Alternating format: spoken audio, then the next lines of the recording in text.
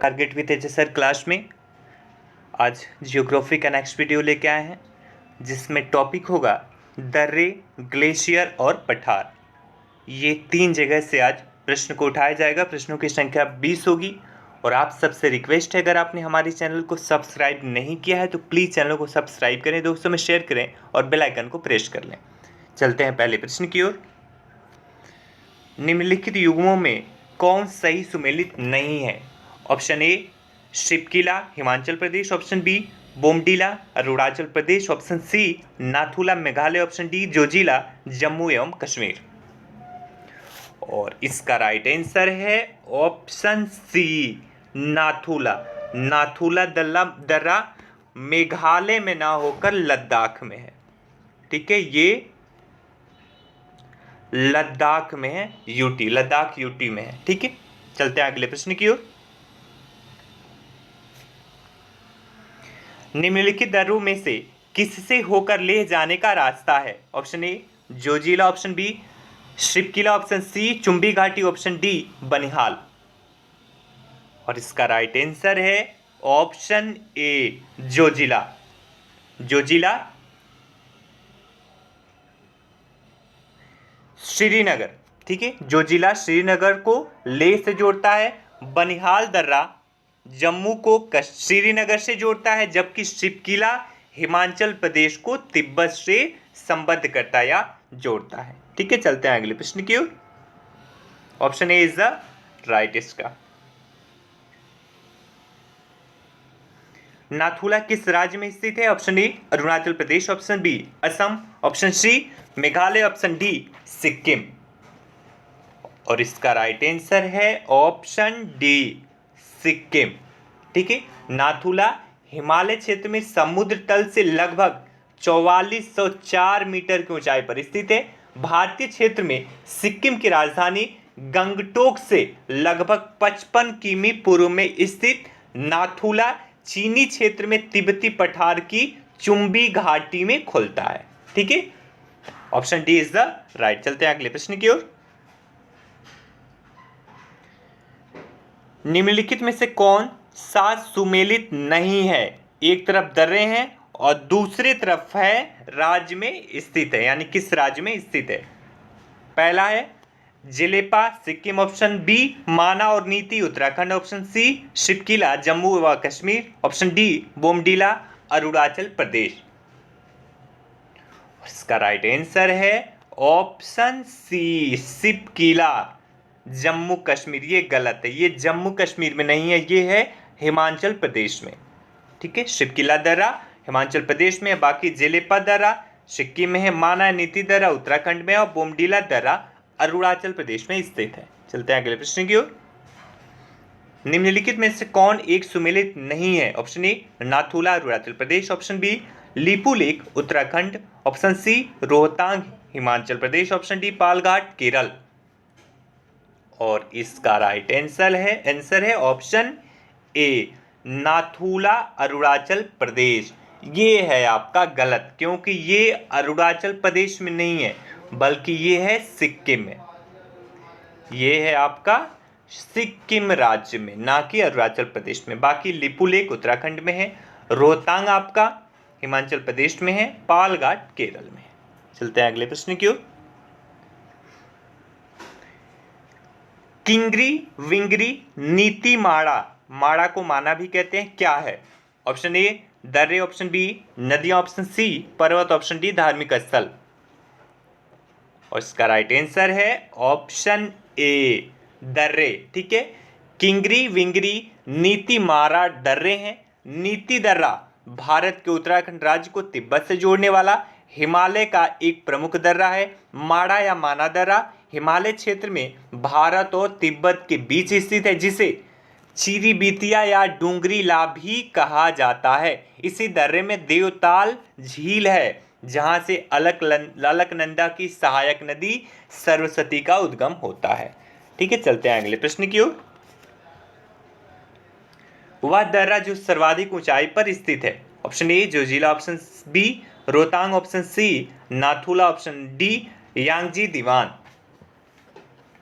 और इसका right answer है ऑप्शन डी, यांगजी दीवान।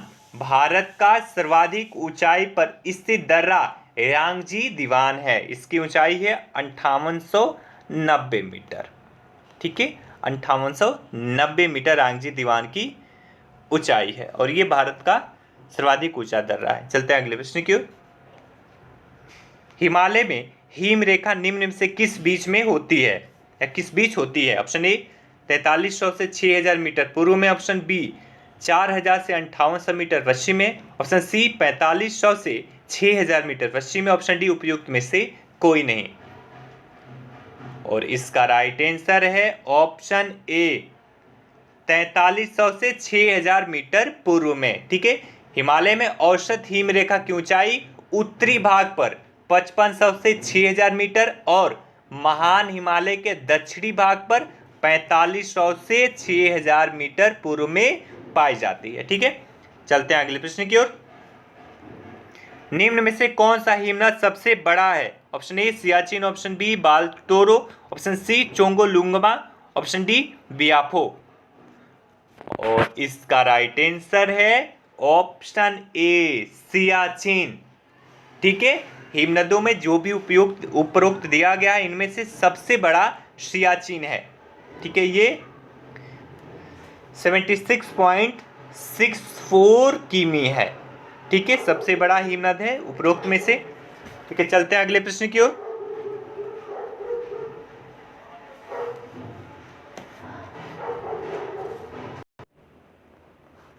और इसका राइट आंसर है ऑप्शन ए। ठीक है, चलते हैं अगले प्रश्न की ओर। सबसे बड़ा हिमनद निम्नलिखित में से कौन है? Option A Kanchenjunga, option B रुंडून, option C Gangotri, option D Kedarnath. और इसका राइट आंसर है ऑप्शन सी गंगोत्री। ठीक है, गंगोत्री का जो लंबाई है 26 किमी है। इसकी हिमनद की लंबाई 26 किमी है और कंचनजंगा का 16 किमी, रुंडून का 19 किमी और केदारनाथ का है 14 किमी। तो उपरोक्त में से सबसे बड़ा है गंगोत्री हिमनद 26 किमी। चलते हैं अगले प्रश्न की ओर। निम्न में से कौन सा विशालतम हिमनद है? Option A Sasaini, option B Gangotri, option C Zemu, option D Siachen. और इसका राइट आंसर है ऑप्शन डी सियाचिन।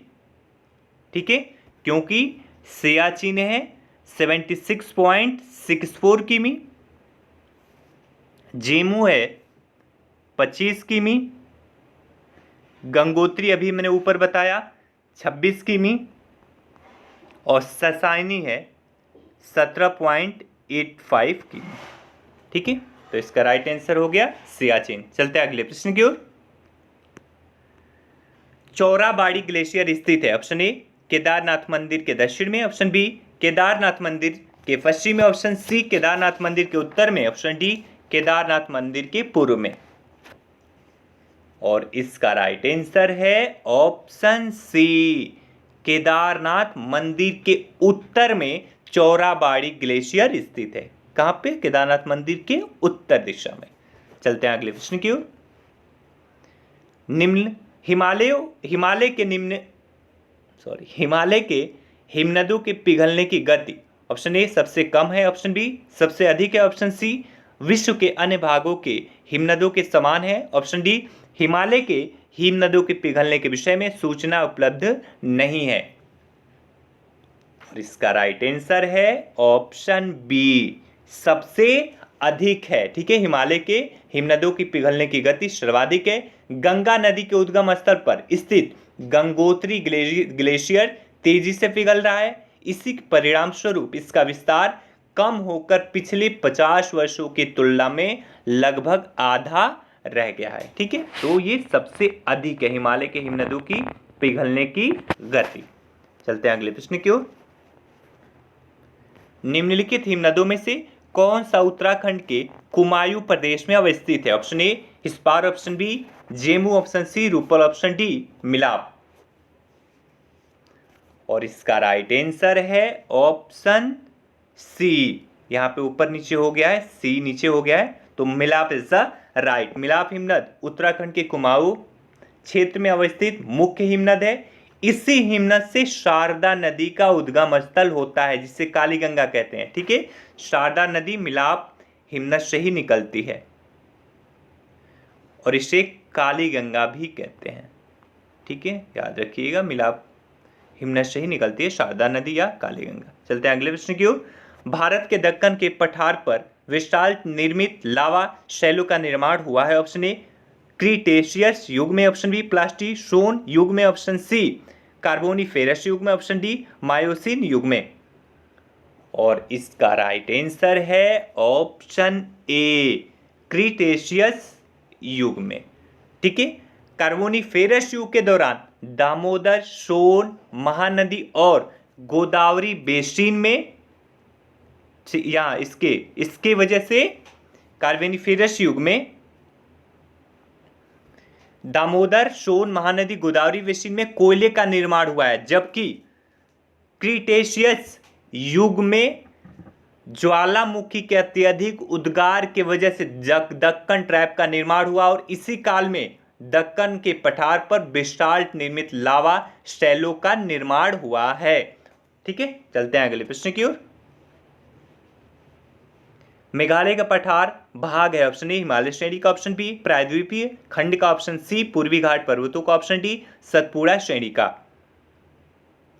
और इसका राइट आंसर है ऑप्शन बी। बहुत ही आसान प्रश्न था, प्रायद्वीपीय खंड का। ठीक है, मेघालय का पठार प्रायद्वीपीय पठार का विस्तार है। यह भ्रंशन के कारण प्रायद्वीपीय भाग से मालदा गैप द्वारा पृथक हो गया है। ठीक है, चलते हैं अगले प्रश्न की ओर। भारत के अतिरिक्त प्रायद्वीपीय पर्वत निर्मित हुए?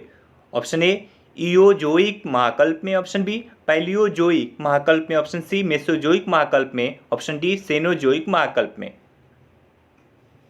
और इसका राइट आंसर है ऑप्शन बी पैलियोजोइक महाकल्प में। ठीक है, प्रायद्वीपीय पर्वतों का निर्माण पैलियोजोइक महाकल्प से संबंधित है। चलते हैं अगले प्रश्न की ओर। छोटा नागपुर पठार का सर्वाधिक घना बसा जिला धनबाद क्यों है? ऑप्शन ए उपजाऊ मिट्टी तथा दामोदर से निकाली गई नहरों द्वारा सिंचाई की सुविधा हेतु, या के लिए, या के वजह से। ऑप्शन बी कोयला, लोहा, अभ्रक, तांबा इत्यादि का पाया जाना। ऑप्शन सी खनन उद्योग का विकास और औद्योगिकरण। ऑप्शन डी उपरोक्त सभी। और इसका राइट आंसर है ऑप्शन सी खनन उद्योग का विकास तथा औद्योगिकीकरण। ठीक है, धनबाद कोयला खनन और औद्योगिक संस्थापन के लिए जाना जाता है। धनबाद में लाल मिट्टी व्यापक क्षेत्र में पाई जाती है, जो कृषि के लिए उपयोगी नहीं है। कोयला, लोहा, अभ्रक, तांबा इत्यादि का पाया जाना जनसंख्या के संकेंद्रण का कारण नहीं हो सकता है। ठीक है, तो सी इज द राइट। चलते हैं अगले प्रश्न की ओर। अरावली एवं विंध्य श्रृंखलाओं के मध्य कौन सा पठार स्थित है? ऑप्शन ए मालवा का पठार, ऑप्शन बी छोटा नागपुर का पठार, ऑप्शन सी दक्कन का पठार, ऑप्शन डी प्रायद्वीपीय पठार। और इसका राइट आंसर है ऑप्शन ए मालवा का पठार। ठीक है, अरावली एवं विंध्यन श्रृंखलाओं के मध्य मालवा का पठार स्थित है। इसकी उत्तरी सीमा अरावली एवं दक्षिण सीमा विंध्य श्रेणी और पूर्वी सीमा बुंदेलखंड पठार द्वारा निर्धारित की जाती है। ठीक है, चलते हैं आखिरी प्रश्न की ओर।